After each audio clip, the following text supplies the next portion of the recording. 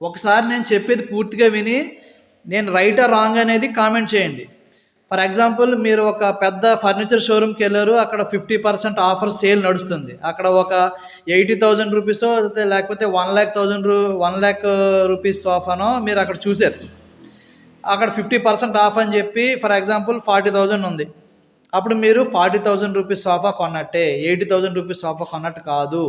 ఆ 40,000 రూపీస్ సోఫాలో 40,000కి విలువ చేసే మెటీరియల్ దాని తగ్గ క్వాలిటీ మాత్రమే ఉంటుంది.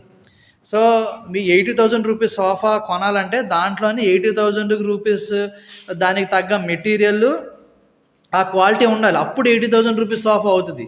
సో 80,000 రూపీస్ సోఫా ఎవరు 40,000కి ఇవ్వరు. అలా చేస్తే ఆ షాప్ వాడు తొందరలో బిజానా సర్దేసి రోడ్డు మీదకి వచ్చేస్తాడు. అలాగ అంతంత ప్రాఫిట్స్ తగ్గించుకుని ఎవరు బిజినెస్ చేయలేరు. సో నేను కూడా సోఫా మ్యానుఫ్యాక్చరింగ్ చేస్తున్నా. నేను ఒక 10,000 రూపీస్ సోఫా చేశా, 20,000కి చేశా, 30,000కి చేశా, 70,000కి చేశా, 80,000కి కూడా చేశా. దాంట్లో ఏంటంటే క్వాలిటీ మారిపోద్ది, క్లాతులు మారిపోతాయి, లోపల ఫోమ్ మారిపోద్ది, అన్నీ మారిపోతాయి. సో ఎప్పుడైనా మీరు ఒక సోఫా కానీ ఏదైనా చేయించుకోవాలనుకుంటే మ్యానుఫ్యాక్చర్ దగ్గరికి వచ్చి నాకు పలానా వారంటీ ఉన్న ప్లేవుడ్ కావాలి, ఆ పలానా వారంటీ ఉన్న ఫోమ్ కావాలి, లేకపోతే సూపర్ సాఫ్ట్ కావాలి, ఇలా మాట్లాడుకుని మీరు క్వాలిటీ మెటీరియల్ ఇంటికి తీసుకెళ్ళండి.